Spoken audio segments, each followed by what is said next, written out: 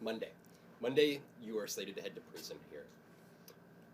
For you, what does going to prison mean for you, but also the MAGA movement? Well, I think for me, it's just like, I've got a picture right there of my Navy ship. In the 20s, I spent my time on a Navy destroyer in the North Arabian Sea, Persian Gulf, Western Pacific. In my 70s, I'll spend it, part of it in a federal prison, right? And it's just the same. I'm still defending my country. I'm still defending the constitutional republic I took an oath to back in my early 20s. So it doesn't faze me at all. It's a part of the process. We're clearly at a political war in this country. And our enemies have weaponized the Justice Department across the board, whether it's bankruptcies or, getting people, throw them out of the bar or deplatform them, or in President Trump, in my case, and Peter Navarro, and a couple others, to actually send them to prison. So it doesn't faze me at all. The show and War Room will be even more powerful when we're there. So I think for the MAGA movement, it's a wake-up call. What does your show look like the next 4 months before the election? We're going to have a host. We're going to have like 20 co-hosts. It'll be bigger. Look, our phrase is next man up, right? You can't depend upon Trump to always be there. You can't Tucker Carlson, Alex Jones, Steve Bannon. This is a populist movement, and people have to step up. The reason the show's been so not just popular, but powerful today. So people have to step up. So the show will be even bigger, even better. I'll be able to, with my First Amendment rights, you can't run a business from prison, and that's obvious, but I'll be able to, like Peter was, talk to people on the outside, do interviews, make sure that my team is going along the right path as far as the media goes and as far as what's happening. It's obviously after Thursday night going to be dramatically different than what everybody envisioned. So I think for the MAGA movement, if my going to prison is what it took to wake up Congress to really, hey, what's going on here, and to have the Speaker of the House on the blag to vote 3-2 to rescind the J6 committee, and it looks like taking action, including the inherent contempt proposal that may be brought up on Monday, to actually go on offense to defend the American people against an out-of-control Justice Department, then my going to prison is well worth it. So it doesn't affect me at all. Do you plan to make calls out of prison, contribute to the show? No, you can't. I don't think you can make calls out of the show. I want no mail, no, except my papers, but no mail from the audience. I tell people, no mail. I'm not going to read your letters.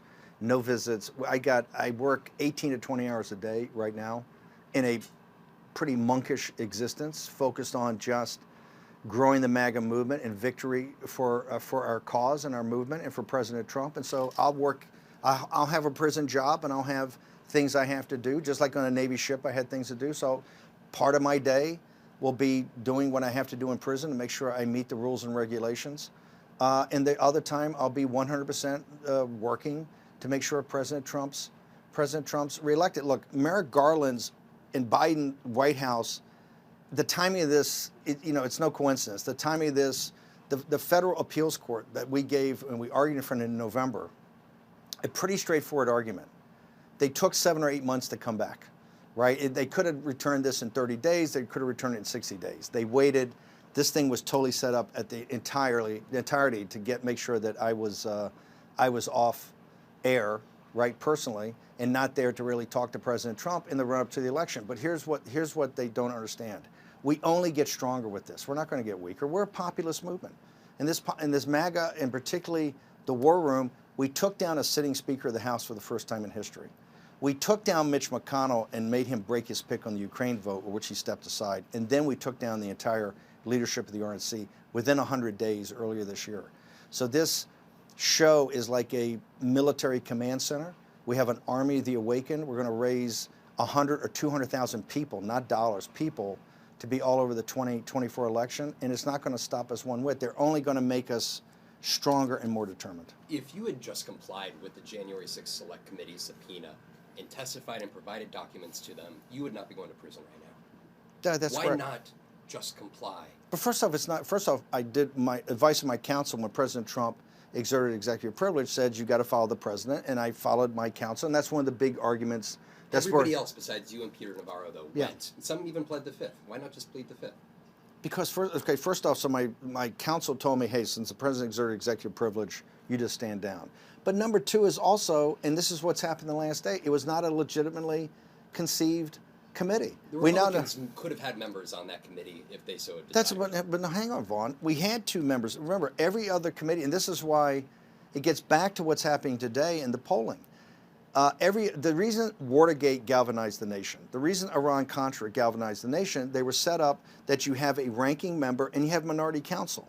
And that minority counsel gets all the evidence and can cross-examine witnesses. This is why Watergate was so galvanizing. This is why Iran-Contra is so galvanizing. Nancy Pelosi set up a whole new system of Jim Banks and Jim Jordan were supposed to be there, and they're going to have a minority counsel, and she says no, because they were insurrectionists. And the reason she deemed them insurrectionists, they were prepared to argue in the House of Representatives on January 6th that they couldn't certify the Biden electors. She deemed that those 2 guys were insurrectionists. They couldn't be on it. And no minority counsel. Kevin McCarthy said no way, and they picked Cheney and Kinzinger, who have been turfed out of the Republican Party since then. And this is why, think about it. And they had an ABC TV producer come in and do it. So you had crazy talk by Cassie Hutchinson, all these people, he's choking people, no cross-examination and no evidence. The American people got bored. And how do I know they got bored? The evidence shows me that. On the day before, on the eve of the Biden fiasco debate, the Washington Post put out a poll that said ask the American people in swing states, who do you think who do you entrust to defend democracy more, Donald Trump or Joe Biden? This is the centerpiece of the Biden's campaign. Every night on MSNBC, I just get democracy, democracy, democracy. People view Trump as a better guardian of democracy, including swing state independent voters by 13%. It means that Nancy Pelosi's thing had no resonance. And the reason it had no resonance, there was no tension, no drama in it. There's not that tension you get. There was a lot that was revealed from the January 6th Select Committee's effort. And I don't think that you or anybody would dispute that it was necessary to investigate what led to the attack there that day. Hang on, There was a bipartisan commission that could have been voted on. Republicans did not agree to that. Hang on, what do you mean the bipartisan? And ultimately, the January 6th Select Committee, they did subpoena you. It was a congressional subpoena. Hang on. I've been the first person in the loudest voice that we should adjudicate January 6th. When we say adjudicate January 6th, I want to adjudicate January 6th. You've said that all those 1,400 individuals who were convicted should be free. Should be free. There may be a couple of 3 on the violence side that should be determined, but by and large, they should be free, and they should be freed the first day. But hang on for a second. If they allowed you to defy a congressional subpoena, if they allowed it's an illegitimate subpoena. If they allowed all of those individuals, it was a congressional subpoena. Okay, Vaughn, hang on. A jury found me guilty. Remember, my judge said at the trial I couldn't put on a defense. A jury found me guilty when I wasn't able to put on defense of a vice of counsel. I wasn't able to put on defense. The Judge Nichols, actually asked my attorney. My attorney goes, well, in the pretrial, he says, well, hang on, you've taken away all of Bannon's defenses. Why are we even having a trial? And Nichols goes, I'm asking you that. Why are we having a trial? Because all my defenses were limited. This is the basis of my appeal. But hang on for a second. We need to adjudicate January 6th. I am the biggest advocate of having not Loudermilk, but the Speaker of the House do that today. And if it's not done today, it's got to be done in January 2025. We must get to the bottom. And the Democrats should have a ranking member, and the Democrats should have minority counsel. If that's Dan Goldman, put your best lawyers on it. We have to get all the evidence out about the federal government's involvement in this. DHS, FBI, why? There's not a single individual who is a federal agent who has been convicted or even accused. But we don't know who this. But by the Chris Ray will never answer that question. That question is never answered by Chris Ray. All the video, the surveillance footage that has been released, nobody. What are you talking about? To identify one individual. Hang on for a second. People are talking about federal agents all over the place. Let's just get. And by the way, people randomly looking at videos. You guys are all in for process. I'm in for process. I have advocated to have a rebooted January 6th committee. There will be no question of whether the Democrats get a ranking member and the Democrats get a minority counsel. The Democrats get to see all the evidence and the Democrats get to cross-examine witnesses. It's the only way we're going to get to the bottom of it, and people should understand we're going to get to the bottom of it. We're going to find out exactly what happened on J6, Nancy Pelosi's role in it, why the National Guard was not called up. Chris Miller, in his book, who was acting Secretary of Defense, talks about a meeting in the Pentagon, talks about a meeting in the Oval Office where he proposed to Trump, and Trump said, yeah, I want 10,000 guys here. They had footage the other day, and maybe it wasn't perfect footage about Nancy Pelosi, but you never gotten to the bottom of the question about the National Guard. We must adjudicate fully January 6th. I want to adjudicate 2020. I want to look forward to 2024 and what comes and where we go. But on the January 6th front, I was going to get this at the end, but I want to get at this now here. By not going before the January 6th select committee, there was a lot of questions that you did not answer. A week before the election, you said he's going to sit right there and say that you said on a week before the election, you said he's going to sit right there and say they stole it there. Why should folks even trusted hang over a second. The fact that when Donald Trump says that now, when you guys suggest now, why should folks suggest that this is not just a play? Hang over a second, because I know this is MSNBC, and I know you'll give me full vetting. The context of that's very important. A guy, and I'm going to throw out a random name, that maybe comes on MSNBC a couple of times, Mark Elias. Mark Elias put out a document called the Transition Integrity Project, and he put that out in July of 2020. And what Mark Elias said is that, hey, as we go through this, the mail-in ballots are going to be critical. And so on election night at 11 o'clock, when Donald Trump's winning by a landslide, do not panic. And we don't want people coming in rioting, we don't want people there. Just stick with the program. When all the ballots are counted, all the ballots, didn't say legitimate votes, certifiable votes, and when everything is counted, I think Joe Biden will be named the winner in 10 days, basically the Saturday after it. This is Mark Elias. That was taken from, I went around the country with Raheem Kassam and Bill McGinley's now at the RSC. We started in New York, and because of COVID, a lot of it had to be by Zoom, and that's taken from a Zoom call. I went around to tell Republicans, hey, wake up. They are telling you exactly how they're going to steal this. They're telling you it's coming through the mail-in ballots, and particularly places like Pennsylvania and others where this thing, and so not only did I tell the campaign, I was adamant about, and I never really made contact with President Trump, but saying publicly everywhere, including on War Room, at 11 o'clock at night, when he's up he's up overwhelmingly, he has no official capacity. The Associated Press hasn't called it, hasn't been certified, but he should step up there and say, hey, quite frankly, I won this. Watch these mail-in ballots. And I'm adamant, if he had done that... Joe Biden did not declare victory that night. Nobody usually declares victory on election night. Because you understood, you're just acknowledging that you understood that the mail-in ballots, that process was going to take a while. No, stop. Hang on. The mail-in ballot process, first of all, the president can stand up at any time and say, hey, looking at this right now, I'm saying I won. Doing it right now. What? Just this month, in Detroit, up on a stage, you said that there is no chance that the Democrats are going to win this. No chance. And if they declare that they do, they're stealing it, 100%. But you know that elections in the United States are close. You know that there is a very reasonable chance that the Democrats win the White House again. Why sow that distrust? Vaughn Hillyard. Because Vaughn Hillyard, I knew that Thursday night was going to happen. How can you sit there unrelated to the facts? I sat there because we know and we follow every day that Joe Biden is feeble, that Joe Biden's enfeebled. And MSNBC, that doesn't mean that the American public may not vote for him again.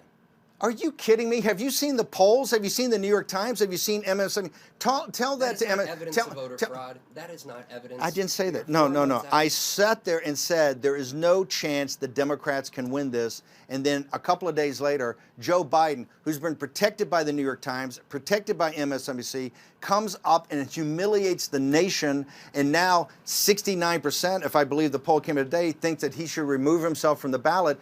I sat there at the time and said, there is no chance that Joe Biden and the Democrats can win this. And at the time, the polling for Trump was very strong in battleground states and crosstab demographics. And so then on Thursday night, in front of the whole world, that was revealed. You should be saying, Steve, how were you so pressing about this? Because I'm telling you, brother, on your channel, which when we watch MSC, as you know here, so we're sitting here watching, when they came back, it was like sitting Shiva. It was like a Christian wake. Rachel Maddow and the entire team is gobsmacked about what happened. I don't know what the point is exactly. The point is that that's why I said that in Detroit, that it is zero chance The But Democrats you know can win not this. Zero chance, though. It's Steve. zero That's not chance. how elections work. It's, Voters go vote. There's not 0%. let me chance. repeat that. this. And so by sowing distrust in it's the not election showing process in the United States, there's repercussions. I of that. am And so we saw hold it, that hold take it. place on The January election, 6th. the election process in this country. Trump. Let me make sure MSNBC and my man Vaughn Hillyard understands this. The 2020 election was stolen. Donald Trump won that election. If you guys had such evidence, though, we wouldn't be having this conversation. What are you talking about? right We now. never got. Hang on. We never got. We would not be having this Vaughn, conversation right Vaughn. We never got standing. There was never an evidentiary hearing whatsoever in all those 60 or 70, and you know this, 60 or 70 cases that went to court. Not one evidentiary hearing. Let me repeat this for the MSNBC. And here's the thing. Yeah. For having the entire media apparatus against us, right? Having the House, the Senate, the presidency, all the media apparatus, NBC News, ABC, CNN, the New York Times, Washington Post. How is it, Fox News never did this, Newsmax, how is it that this little show out of this kind of gonzo situation now has almost 50% of the American people that think that Joe Biden is illegitimate, including, I think, 70% of Republicans? The reason is, over time, people have seen as what's come out, and they have huge questions on 2020. Back to Mark Elias's, the Transition Integrity Project. So let me repeat this. The Democrats have no ability to win this unless they cheat. So, this month, you said this. Quote, if they steal this election and they fully intend to steal it, this republic ends. Are you prepared to fight? Are you prepared to give it all? Are you prepared to leave it all on the battlefield? Yeah. Ladies and gentlemen, it's very simple. Victory or death. They can't win this election. 100%. Those were your words. There are my words. To a crowd. That is my word. What is your end game? Victory or death of this republic. If we don't win, first of all, they shred the Constitution. It is the death of the constitutional American republic we know, and now it'll be more of an imperial project that will go forward, and that is why we're not going to lose. We refer back. What is your end game? Are you concerned about violence ahead in this country in No, November? not at all. Dude, we're winning. Why am I concerned about violence? We're winning everywhere. Victory or death. Victory or death of the republic. Victory or death is a famous saying from Scipio Africanus, Lord Nelson, Colonel Travis at the Alamo. It is something to jack people up, and yes, I'm in the business of jacking people up. You told our friend Isaac Arnstorff from the Washington Post, quote, "We have to rebuild the institutions. That is not my job. We're not going to be rebuilding any time in the foreseeable future. We're going to be taking things apart." You just saw the Supreme Court just ruled our long project, and by the way, I want to compliment Chris Hayes, who had the best comment. He said yesterday when they had the Chevron deference overruled, 6-3.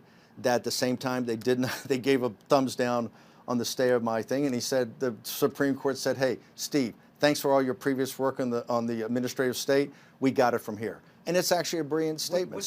What should the American public expect when we say taking things apart, bringing down the administrative state? In actual detailed terms, what does that actually look like in 2025? The administrative state, we're going to have, I think, a three-pronged attack, okay? One, you have what we call Project 2025, or many others. CRA has one, American First Legal. So there's 5 or 6 institutions that have been built up over the last couple of years that are more MAGA than they are traditional Republican. And one of the things all of these are converging on, in part of the executive part, is this concept that we've had a Leviathan that has grown up that's post-constitutional. It is never the framers never considered it, and what it's not just the alphabet agencies, but how the cabinet officials have now taken on much bigger purview. Remember, the authorization process that they're supposed to be authorized every 5 years, like you do an annual defense authorization, hasn't been done in decades, and something for the FBI and DOJ. So they've taken on and metastasized with the alphabet agencies. They have this massive federal bureaucracy that nobody intended. And it's one of the people talk about limited government. People talk about cutting spending. You can't do that till you actually get to the Leviathan, the administrative state. And so a three-pronged approach. One of those parts is the federal courts and what takes on, and particularly the Supreme Court. And remember, when we defeated Hillary Clinton and her selection for the Supreme Court was, I'm going to throw out a random name, Merrick Garland, right? He was replaced when Trump won by a random name, Neil Gorsuch. And Neil Gorsuch is the theoretician of the deconstruction of the administrative state from a legal and judiciary point of view. That's why yesterday was so what people should see is that the federal government is going to shrink. And how's it going to shrink? Not on a percentage basis and not by firing individual bureaucrats. It's going to do less things. It's going to actually get out of being involved in every aspect of people's business. You're going to get a government that kind of comes back and we can afford. So you don't run $2 trillion deficits every year. The way you have to do it is by shrinking the federal government. Now, we're not libertarians. We're not saying to say you should have no government, right? Like the Grover Norquist and those people said for years you should have a government that's in the bottom of a tub and you wash away. But we believe the government's got to be shrunken pretty dramatically, and that's why you have these projects from the executive branch, and President Trump will appoint some of these people. He's going to pick his own people with some of these people. You're going to have legislatively, you're going to have Congress come in and start in the appropriations process to start to take programs down programmatically, and you're going to have a three-pronged attack in the courts. And so we are going to take on the Leviathan, right? We're going to deconstruct the administrative state to get something that is appropriate for people to like to live in liberty and not in tyranny, and as importantly, something we can afford. How much greater power is given to the executive? Well, if you look at yesterday, it's quite interesting. Power is actually taken away from the executive. One of the things I think MSNBC gets wrong, because you guys are the ones that follow us most closely, is look at we're the ones that fought the warrantless from the Justice Department to make sure that you can't wiretap, you can't look at people. We adamantly fought that. The progressives and liberals wanted it because I guess they want more government control. We totally fought that. We also, this is not the deconstruction of the administrative state. What happened yesterday on the Chevron deference actually takes power away from the executive branch. So you could argue, well, hey, the MAGA guys, if they're so for Trump fascism and for Trump ultimate power in the imperial presidency, why did they just do this? Because President Trump will be president for a while, but then there'll be other presidents. This is the way to permanently start to take down the Leviathan. And I find it ironic that it's the MAGA movement that has been at the forefront of the deconstruction of the administrative state, but also taking away powers of basically surveillance of the American people, including the folks over at MSNBC. We don't want wireless searches. We don't want warrantless searches of folks. So we are actually more on the sides of what we consider civil liberties. We've got about 10 minutes here, so we're going to hash through a couple other quick things here, so we're going to be jumping around. Going back to the January 6th committee, part of you not testifying was the fact that you made phone calls to Donald Trump, then the president, on January 5th, 2 phone calls. I think people already talked about that. On War Room, you said that day. Don't give the short quote because I'm going to have to all hell is going to break loose Good tomorrow. God, man. It's all Okay, stop. And now we're on the point of attack tomorrow. I'll tell you this. It's not going to happen like you think it's going to happen. Yeah. It's going to be quite extraordinarily different. All I can say is strap in. What did you talk to President Trump about that day? Hang on. That had nothing to do with it. Go back and please have your producers do the research.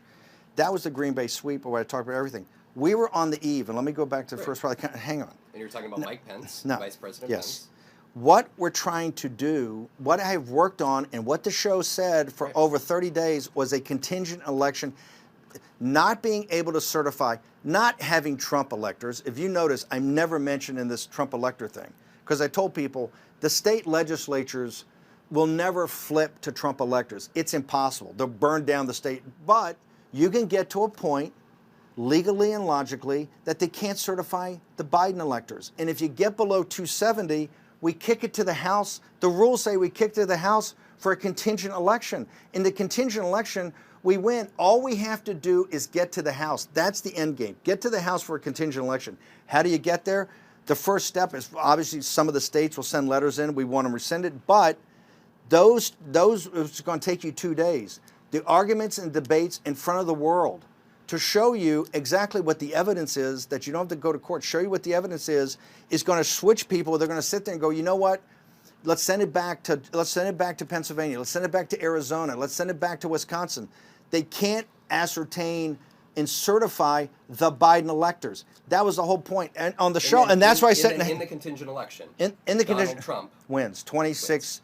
Jamie Raskin, and Donald Trump would have been the president on January 20th. Because it doesn't go by individual House member, it goes by state. You were seeking to have Donald Trump be the president of the United States on January 20th, sworn in on Inauguration Day. Vaughn, what don't you get here? He won on 2020. What I'm trying to do is use the. I'm trying. When you talked to President Trump on January 5th, I'm is that part of the I'm conversation? trying to use the rules of the game as it's set up. The electoral Were you talking to counter. President Trump about that? No. You were not talking to him about the contingent election? No, he was What were having. you talking about with him on those There were personal and private conversations What about that January 6th? You talked to him twice on January 6th. he's exerted executive privilege on. You were So not he's- in the White House. You were not serving No, in an official capacity in the White House. Executive privilege. No, but I was Courts the. already determined Hang you on, don't have hang it. on. On January 5th, No, 6th, no, you talked to no, him that no. morning, That's all to be as well as determined. that night. What Hang did you on, talk to President Vaughn. Trump Hang about? on. That's all to be ascertained by the Supreme Court. What did you talk to him? Hang on. You I said just that told. you I just wanted told to you. talk I'm under. about it. I'm under What did you exec. talk to I'm President under. Trump about? I'm under executive privilege. Let's go back to this. The rules of the game is set up, and Jamie Raskin understands You're this. not willing to say what you talked to President Trump I'm under about on executive. January 5th I'm and under January executive. 6th. I'm going to the Supreme Court about executive privilege. I don't think I can break that executive privilege and talk about it. Hang on. You had the opportunity, and you're not. I don't have the opportunity. Would you talk about potential violence on January 6th at all? Okay.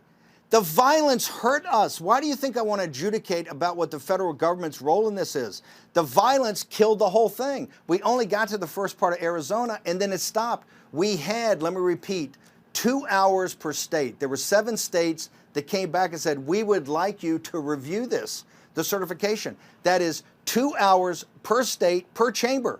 I have 28 hours. I have 28 hours on global TV to put forward the receipts that you people refuse to review, put up by federal officials called congressmen and senators in front of the world, and then to get to say, guess what? We can't actually certify this.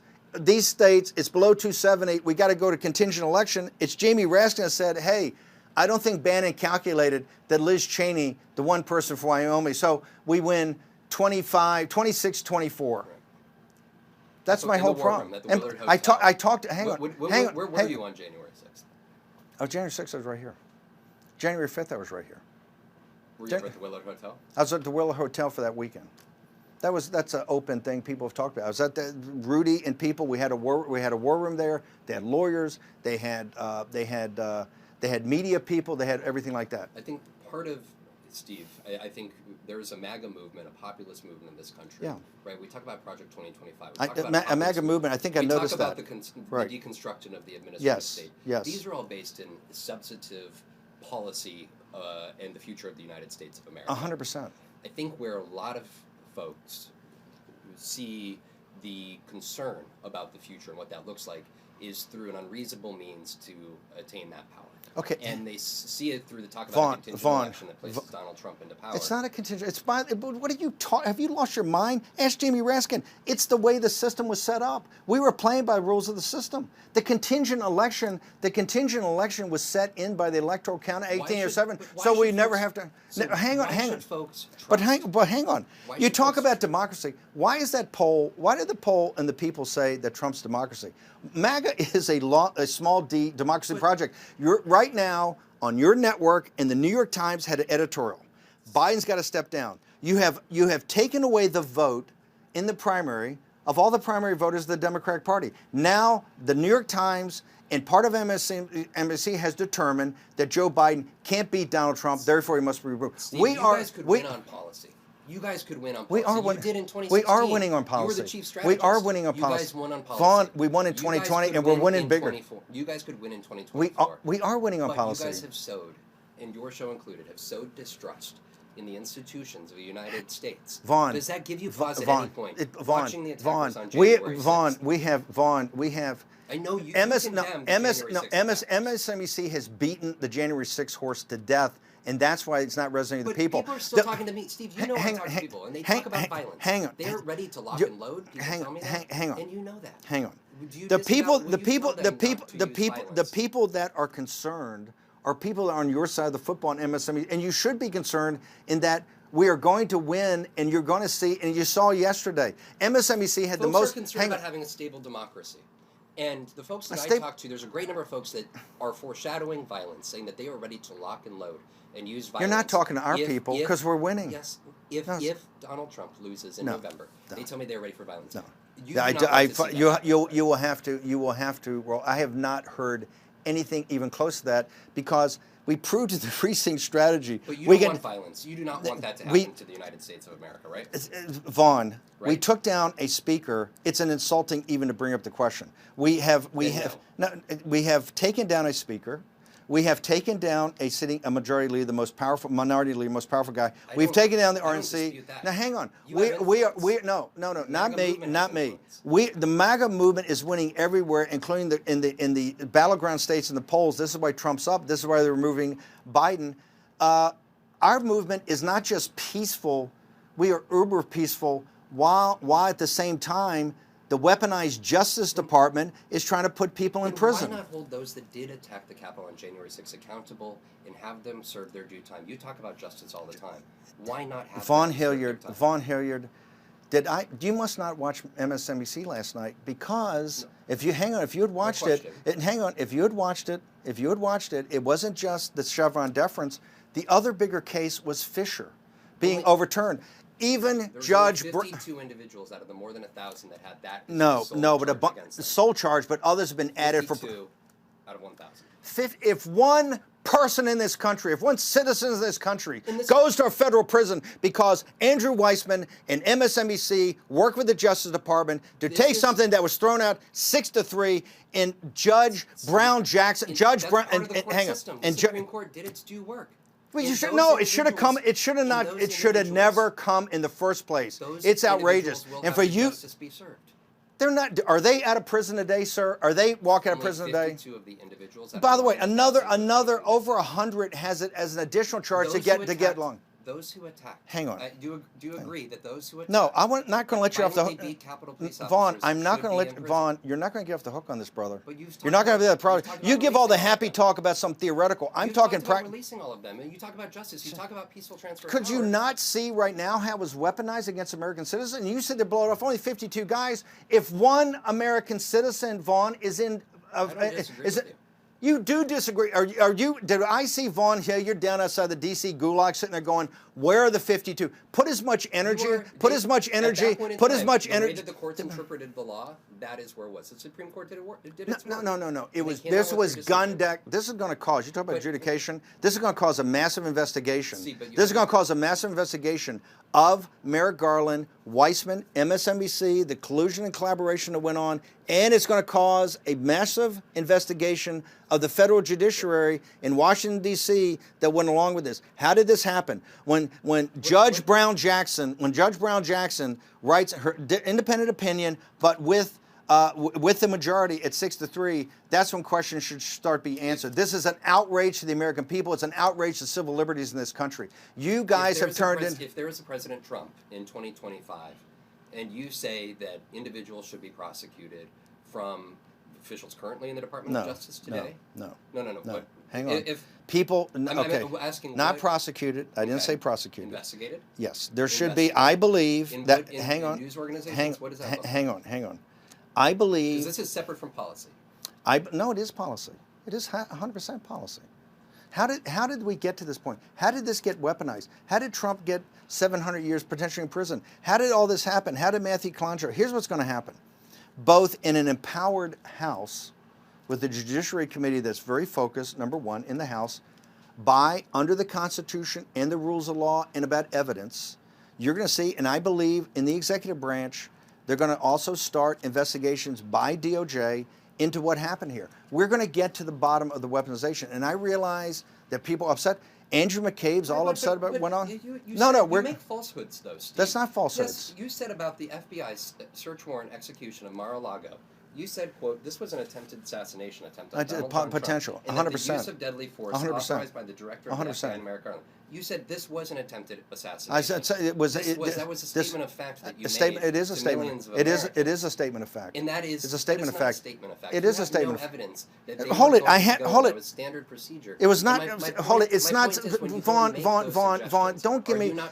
No, Vaughn. Don't give me the nonsense that you guys spew every day. First off, it's not. There is no standard procedure when you're going down for a bunch of documents to the Winter White House of a guy who's been president. So don't give me the standard procedures. And if you look at it, why did it have not just about being armed? Why did it have the combat medic hang? Steve, you're you know that they were not going to attempt to assassinate Donald Trump? I have no earthly idea. They had the possibility. Listen, why do you have a combat medic? Why was there a triage program? Why was there a trauma center that they set up? Why was all that set up? That has to be investigated, and it will be investigated. The vast conspiracy. Why did Matthew Klein, when Merrick Garland sat there and perjured himself in front of the House Judiciary Committee, Oversight Committee a week ago, when they asked him a point-blank question, say, walk me through how the number 3 guy in the Justice Department, right, just on a week after Trump announced that he was going to run for president again, how does he second himself up to be a side man to Alvin Bragg in New York City? When is the last time a guy's gone from a senior level main justice to a local DA's office? Answer that. And he says, I have no earthly idea what you're talking about. That is a bald-faced lie. And that will be proven to be a bald-faced lie. You people that have gone after and had this lawfare against, it's people at school boards and Catholics playing the rosary. Hang on. You people. I mean that MSNBC is a collaborationist propaganda mechanism. Are you saying that our news network should be investigated? I think your news network will be investigated. I think by the particularly. Department of Justice. I think that first it's going to be investigated by the House Judiciary Committee and the House Oversight Committee. The House Judiciary Committee should investigate news organizations. What they should do. When you have Andrew Weissman, who's in the middle of all this as one of your major. I am talking about Andrew Weissman. Is he not a pay? No, he doesn't appear on the show. He's a pay contributor to MSNBC. Don't give me a peer. He doesn't randomly show up on the show. He's one of the most significant paid contributors to MSNBC, and he's up here every day on every show doing it. Vaughn, so don't play the dumb. This is embarrassing for you. If you're gonna bring it, bring it. But don't sit there and go, oh, he's a guy who appears on the show. It's not true. He's the central legal theoretician over at MSNBC that every day you pound this. Well, guess what? That's going to be investigated. We're going to see what is investigated about the collaboration, the Fisher. It shouldn't be. It's not random, Vaughn, that the Fisher overturn because has been violated. The law that put these guys in prison, they should be released immediately. But they took the Enron. They took somebody, a former Department of Justice who was on Enron. And that's what law has been broken? We'll have to find out. That's what investigation's about. But the lack of due process. You're suggesting that in 2025, news organizations should be investigated for a law that you can't even define. Is my news? By the way, am I not? You're putting me in jail on the run up to. I'm going to prison on an illegitimate committee, right? And you're saying right now that lawfare is not working in this country when they're trying to liquidate Alex Jones. They're putting Gateway Pundit into bankruptcy. Epic Times just got hit with a DOJ that Steve Bannon's going to prison. Are you kidding me? Those are the biggest. Were you in talks with the Trump campaign to rejoin them here in 2024? No, absolutely not. War Room, I'm 10 times more powerful and more needed in War Room. We're the kind of augmented media arm of the MAGA movement. The campaign. I did the campaign one time. There were discussions in 2020 about bringing me back on by some of the senior donors who thought things were a little off track. But now, War Room is much too important to the MAGA movement and particularly President Trump and his campaign. How does Trump win in 2024? Simple. Just keep doing what he's doing. Is it the independents that need to switch over? Is it the no? All the people have made the decision. It's getting out the vote. Just get the message, the same messaging you've got. And right now, it's 3 verticals. Right?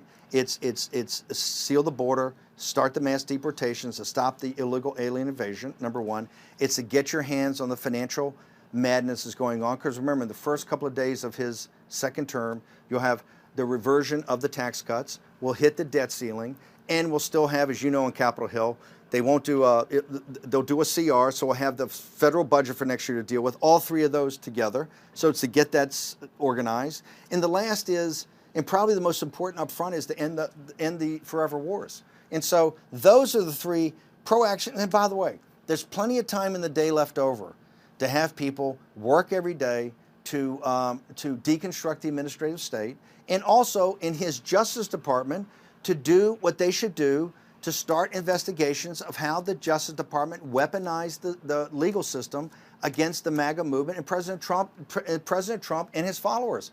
There's going to be plenty of time for that, and I understand it upsets people at MSNBC when I say this. This is going to happen, and I'm a betting man, and I believe Merrick Garland, Lisa Monaco, and senior members of the Justice Department will be imprisoned for many, many years. Last question for you. Yes, sir. Because we've only got one more question left. Okay. Of course, I'd like to follow up on that. But what does the MAGA movement look like after Donald Trump? 10 years from now? I think the MAGA movement, I think you see it right now. And one thing, on the spectrum of MAGA, I believe that President Trump, who's a very kind-hearted guy and a big-hearted guy, I would say President Trump is a moderate in our movement. And I think the MAGA movement is shifting day by day farther right. Donald Trump is a moderate. Yeah, definitely President Trump's a moderate. I don't think there's any doubt about it. Where does it go 10 years from now? Well, I think it's looking even shorter term than that. I think in President Trump's second term, particularly on policies against the Chinese Communist Party, on economic nationalism, on the forever wars, particularly on the deportations, you will have a large center of gravity that's much farther to the right than President Trump on what the solutions will be. And you'll have President Trump, and President Trump will try to unite the American people, and we'll understand that. But our policies, I think, are much tougher, much harder about the sovereignty of this nation, and particularly working class people, about bringing jobs back and breaking Wall Street, breaking big tech, because right now we're not capitalism. Right now, we're a late-stage capitalist society with very few capitalists. 90% of the American people, or 80%, have no stake in the game. They have no real financial or real assets. That's got to change. And so more economic populism, more economic nationalism, I think is all to come. I strongly believe that in 10 years, we will have attracted what I call American First Democrats like Fetterman. If you look at Sherrod Brown, you look at Fetterman, we disagree on huge amounts of policy, particularly on cultural and social policy. But if you look at the underlying economics, like the U.S. Steel takeover and some of the things Sherrod Brown, unfortunately, he won't be in the Senate much longer. But if you look at the Fettermans and the Sherrod Browns, when they talk about economic policy, I think that they're much closer to the farther right-wing populist economic nationalists than we are to the Mitt Romney and the neoliberals and the Wall Street crowd and the big tech. We are hurtling towards, from late-stage capitalism to techno-feudalism, where the vast majority, including the lower middle class with the working class, are cut out of the system. That is going to be the big fight, I believe, going forward. Where Bernie Sanders talked about it, I think you'll see a new generation of people that could reach across to the guys like Fetterman and say, hey, we got to work. We disagree on a lot of stuff. Let's put that aside. But in this basic policies of economics, and particularly putting American citizens first, that's where we go. And I think that's the next phase of the MAGA. America First was phase one. American citizens first is phase two. And I think we're going to go there, and I think there's going to be huge political fights about that. Thank you. Vaughn, thanks, man. I appreciate it. Thank you, sir. Thank you. Is it possible to ask one more time That should be. About what? refusing to comply? Just to get one clean soundbite on that. Do you mind if we get one clean soundbite? Yeah, sure. Fine. Whatever you want to do. Why refuse to comply with the congressional subpoena? Because first off, my lawyer told me when I got the letter of exerting executive privilege from the president. But in addition, and this has happened this past week with the House overturning the legitimacy of J6. The J6 committee was not legitimately structured, so therefore their subpoenas don't mean anything. I will argue this. I'll go to prison now, but I'm still going to continue on at the appellate court en banc, and I'm going to go to the Supreme Court to try to push my case, not just for the technical aspect, which is one of the biggest things about depending on advice of counsel, but for the other two issues, which is the legitimacy of J6, of how it was established with no ranking member and no minority counsel, and also about executive privilege for presidents. How broad is that? I'm prepared to finance that and underwrite it to go all the way to the Supreme Court, although it won't make any difference on my prison sentence. And that's why it's obvious that I'm going to prison because they want to shut down War Room, they want to shut down my voice. But I'm comfortable with it. If my going to prison is what it took to wake up the House leadership to say we got to get on top of this J6 thing, and now you're seeing some action, including maybe a vote on inherent contempt, where the House itself could actually arrest the Attorney General, and that is being bandied about. You know, Anna Paulina Luna has a proposal resolution up. If my going to prison is what initiates that, then I'll serve the 4 months and know I've done a great duty to my country. Thanks for watching. Stay updated about breaking news and top stories on the NBC News app or follow us on social media.